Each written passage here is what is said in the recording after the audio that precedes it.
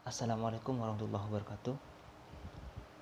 Sebelumnya kami ucapkan banyak terima kasih kepada dosen eh, materi teori akuntansi yang telah memberikan kesempatan kepada kelompok 1 untuk sedikit menjelaskan mengenai teori akuntansi, pengertian teori akuntansi. Namun sebelum jauh kepada pembahasan, saya akan memperkenalkan diri. Nama saya Hafid dari kelompok 1 Fakultas Ekonomi dan Bisnis, Prodi Akuntansi, Universitas Wiraraja. Dan yang kedua, di sini materi yang kedua akan disampaikan langsung oleh saudari saya, yaitu Dian Ekawati dari Fakultas Ekonomi dan Bisnis juga, Universitas Wiraraja. Baik, kita akan memulai presentasi mengenai pengertian teori akuntansi, di mana hal suatu pembahasan yang sangat penting pada saat ini mengenai pengertian teori akuntansi, yaitu pencakupan pembahasan pada kesempatan kali ini, yaitu kita akan membahas mengenai definisi dari pengertian teori akuntansi dan teori akuntansi, dan juga di mana nanti juga akan dijelaskan mengenai perspektif teori akuntansi dan juga verifikasi akuntansi, dan juga bagaimana tentang struktur akuntansi. Nah, sebelum pada pembahasan pengertian teori akuntansi, di sini juga ada yang namanya akuntansi. Karena di sini juga berkaitan pengertian teori akuntansi dengan akuntansi itu sendiri. Nah, sedangkan akuntansi itu merupakan aktivitas manusia dan akan mempertimbangkan hal seperti perilaku dan orang-orang dalam informasi keuangan ataupun alasan mengapa orang dalam organisasi dapat memilih untuk memberikan informasi tertentu ke kelompok pemangku kepentingan tertentu gitu. Jadi mungkin dari teman-teman mahasiswa sudah banyak bisa mengertikan sendiri mengenai apa itu akuntansi terkait dengan beberapa literatur yang sudah ada. Dan yang kedua yaitu pengertian teori akuntansi. Pengertian teori akuntansi di sini sangat bergantung pada pengertian atau pendefinisian akuntansi sebagai suatu bidang pengetahuan. Artinya, kedudukan akuntansi dalam tatanan taksonomi pengetahuan juga akan menentukan pengertian dalam lingkup teori akuntansi. Jadi itu adalah pengertian dari teori akuntansi. Nah, terus bagaimana?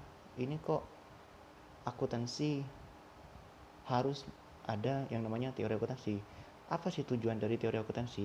Yaitu yang pertama, tujuan teori akuntansi ini adalah untuk menyajikan suatu dasar dalam memprediksi dan menjelaskan perilaku serta kejadian-kejadian akuntansi. Jadi di sini tujuan dari teori akuntansi itu sebagai konsep nantinya untuk mendefinisikan ataupun dalil yang akan menyajikan suatu pandangan sistematis tentang fenomena begitu. Itu adalah pengertian dari akuntansi dan juga pengertian teori akuntansi dan juga pengertian dari akuntansi itu sendiri. Dan itu adalah juga termasuk dari tujuan teori akuntansi, yang mana untuk sebagai konsep atau definisi yang akan menyajikan suatu pandangan sistematis tentang fenomena begitu. Terkait dengan teori akuntansi, masih dalam pembahasan teori akuntansi di sini, di slide selanjutnya itu teori akuntansi menjelaskan mengapa praktek akuntansi berjalan seperti yang diamati sekarang. Praktek akuntansi yang nyatanya berjalan di suatu negara belum tentu merefleksi pilihan terbaik ditinjau secara konseptual dan ideal serta dari tujuan yang ingin dicapai. Nah, mengapa begitu? Karena di sini teori akuntansi merupakan bagian yang penting dari praktik akuntansi. Jadi pemahamannya oleh praktisi dan penyusun standar yang akan sangat mendorong pengembangannya nantinya serta perbaikan menuju praktek yang sehat begitu. Terus mengenai seperangkat pengetahuan akuntansi, di sini akuntansi dapat dipandang dari dua sisi pengertian, yaitu yang pertama sebagai pengetahuan profesi, keahlian yang dipraktikkan di dunia nyata, dan sekaligus sebagai disiplin pengetahuan yang diajarkan di perguruan tinggi. Dan yang kedua yaitu mengenai pandangan pengetahuan akuntansi, yaitu yang kedua mengenai akuntansi dipandang sebagai pelaksanaan dan penerapan standar untuk menyusun seperangkat laporan keuangan, sebagaimana yang mengenai laporan keuangan di sini sebagaimana yang telah kita ajari dari semester awal sampai semester sekarang gitu. Nah, selanjutnya setelah kita membahas mengenai definisi akuntansi dan teori akuntansi dan tujuan teori akuntansi, di sini kita akan membahas mengenai perspektif teori akuntansi. Di mana perspektif teori akuntansi di sini teori akuntansi dapat dikelompokkan menjadi tiga tingkat utama, yaitu yang pertama teori ideal dan juga teori interpretasional dan juga teori pragmatis.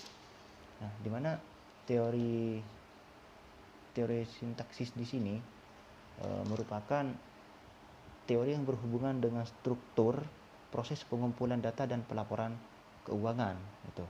Jadi teori sintaksis ini merupakan hubungan dan dengan struktur proses pengumpulan data dan pelaporan keuangan. Di mana di sini teori sintaksis ini mencoba menerapkan praktek akuntansi yang sedang berjalan dan meramalkan bagaimana para akuntan harus mereaksi terhadap situasi tertentu atau bagaimana mereka akan melaporkan kejadian-kejadian tertentu.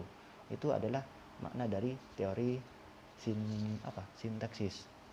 Nah, dan yang kedua mengenai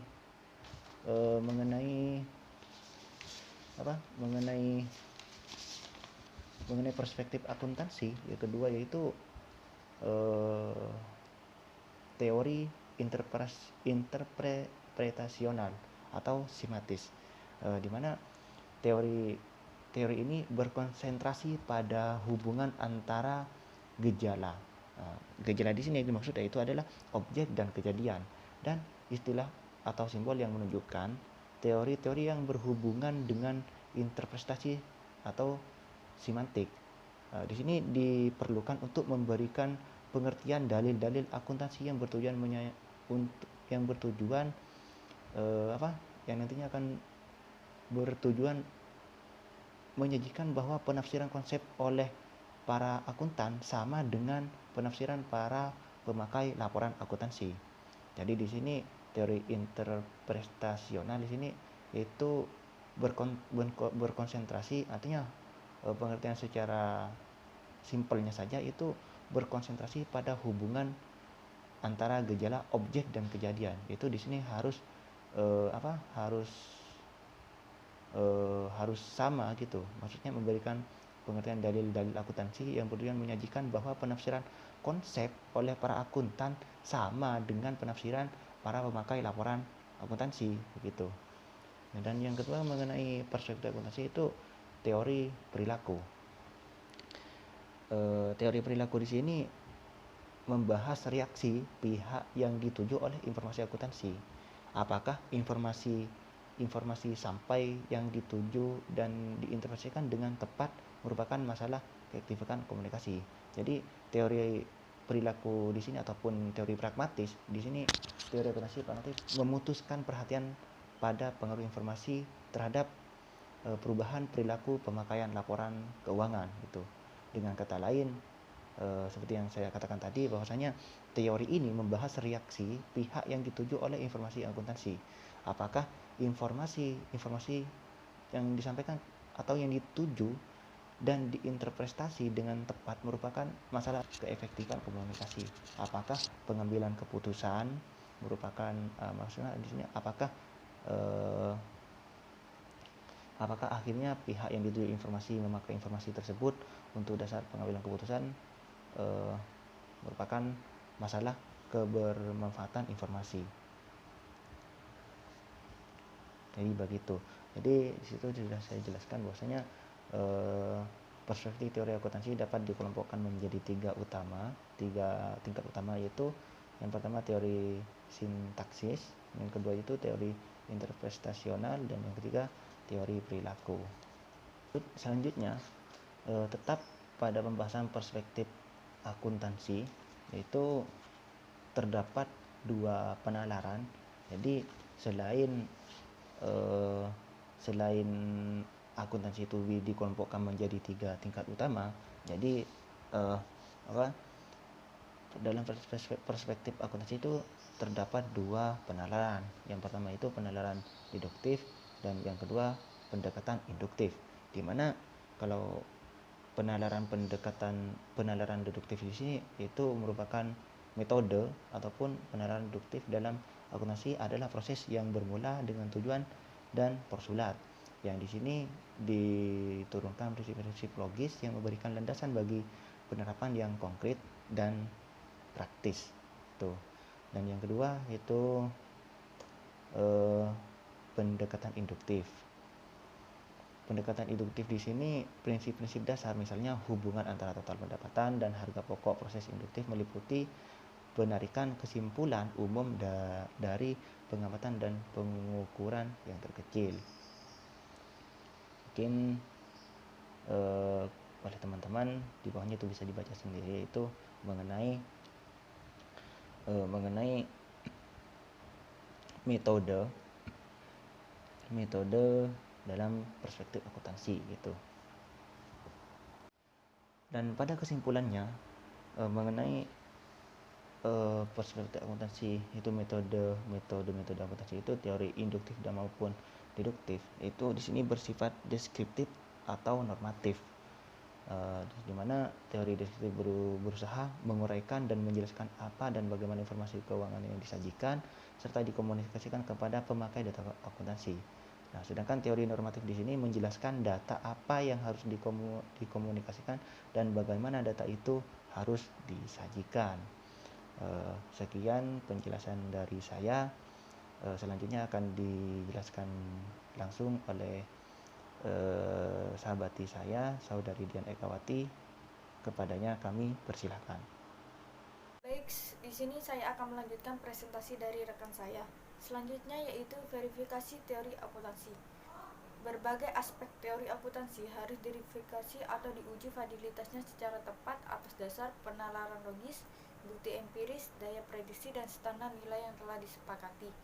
Misalnya, teori akuntansi positif lebih tepat diuji atas dasar bukti empiris, sementara teori akuntansi normatif akan lebih cocok bila diuji atas dasar penalaran logis. Validitas akan lebih meyakinkan bila penalaran dilandasi oleh konsep yang relevan dan normalitas yang tinggi. Selanjutnya yaitu batang tubuh teknik-teknik akuntansi yang diturunkan dari prinsip-prinsip akuntansi. Terdapat 4 elemen dari teori akuntansi itu sendiri. Yang pertama yaitu postulat akuntansi. Postulat akuntansi di sini merupakan pernyataan yang tidak memerlukan pembuktian atau aksioma, menerima umum berdasarkan kesesuaian dengan tujuan laporan keuangan, menggambarkan lingkungan ekonomi, politik, sosial, dan hukum tempat akuntansi beroperasi. Yang kedua yaitu konsep-konsep teoritis akuntansi. Konsep-konsep teoritis akuntansi di sini merupakan pernyataan yang tidak memerlukan pembuktian atau disebut dengan aksioma, juga diterima umum berdasarkan kesesuaian dengan tujuan laporan keuangan, yang menggambarkan sifat entitas akuntansi yang beroperasi dalam ekonomi bebas yang dikarakteristikkan oleh kepemilikan pribadi atas kekayaan. Yang ketiga yaitu prinsip-prinsip akuntansi. Prinsip-prinsip akuntansi di sini merupakan aturan keputusan umum yang diturunkan baik dari tujuan dan konsep teoritis akuntansi yang mengatur pengembangan teknik-teknik akuntansi. Yang keempat yaitu teknik akuntansi. Teknik akuntansi di sini merupakan aturan spesifik yang diturunkan dari prinsip akuntansi untuk memperlakukan transaksi atau peristiwa tertentu yang dihadapi oleh entitas akuntansi. Selanjutnya yaitu kesimpulan. Kesimpulan dari pengertian teori akuntansi sangat bergantung pada kesepakatan tentang pengertian akuntansi sebagai seni, sains, atau teknologi. Bila dipandang sebagai sains, akuntansi akan bertujuan untuk mendapatkan kebenaran atau validitas penjelasan tentang suatu fenomena akuntansi dengan penerapan metode ilmiah. Bila akuntansi dipandang sebagai teknologi, akuntansi merupakan teknologi perangkat lunak yang harus dipelajari dan dikembangkan mencapai tujuan sosial tertentu. Dengan demikian, akuntansi merupakan suatu pengetahuan tentang perekayasaan informasi untuk mengendalikan keuangan negara. Baik, terima kasih kami sampaikan. Mungkin hanya ini yang dapat kami sampaikan. Kurang dan lebihnya mohon maaf apabila dari awal sampai akhir terdapat kekeliruan kekeliruan tingkah laku ataupun tutur kata yang kurang berkenan, saya mewakili dari kelompok 1 mohon maaf yang tidak batas. Dan semoga apa yang telah kami sampaikan dari awal sampai akhir menjadikan tambahan ilmu yang bermanfaat. Amin ya rabbal alamin. Namun sebelum saya akhiri, di sini saya akan memberikan 2 pertanyaan sebagai bahan diskusi pada kesempatan kali ini, yaitu pada materi pengertian teori akuntansi, di mana di sini saya akan memberikan 2 pertanyaan sebagai bahan diskusi kita kali ini, yaitu yang pertama, apa yang menjadi kelemahan metode deduktif dan metode induktif? Itu pertanyaan pertama. Dan yang kedua, apa yang melatar belakangi teori akuntansi menjadi bagian yang sangat penting bagi akuntansi?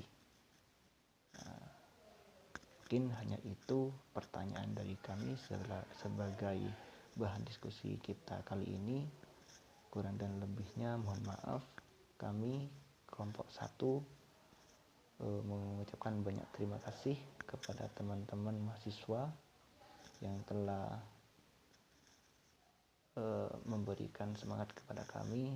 Akhiron, wallahul muwaffiq ila aqwamit thoriq. Wassalamualaikum warahmatullahi wabarakatuh.